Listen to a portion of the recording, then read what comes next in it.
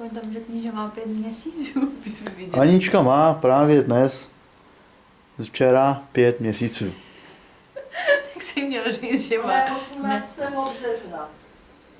Dneska je 19.8., takže má 5 měsíců a 1 den. Jo, ale podívej, jak já si to pamatuju. Uděláme detailní zoom.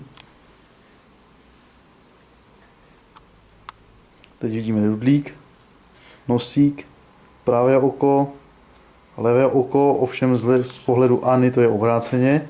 Je tam táta, nemůže aspoň už něj. Teď uděláme napodobeninu babičky Tání. Kuk, Aničko, kuk, kuk. No hele, no ty se na mě tak směješ, kuk, kuk, kuk, kuk. Adame, ty dostaneš, počkej, už nebudeš můj vnouček. Já ti dám. Z babičky si dělá to vrtulí. Jo, že jo, nedej se, babi, nedej. Ne. Adame, máš to spočítaný, počkej. Já ti dám. Takhle to teda nepůjde. Za to dostaneš papriku a spadla klec. Je to jasný? Samozřejmě. Ještě bych poprosil úsměv do kamery.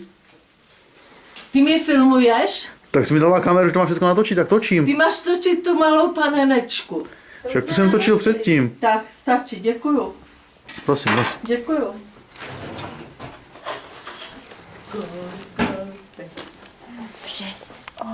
Ještě, že to umí Andrej smazat. Kuku. Aničko, řeknu, že vy mě tady kamerujete, já jsem se ani nenalíčila. Že? No? Tam je?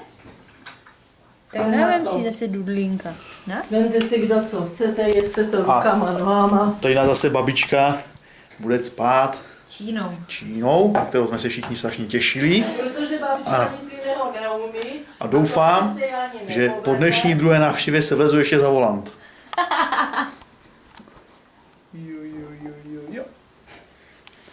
A ještě tady máme dneska Sárinku a ta má svůj obsací blikaco skákací míček.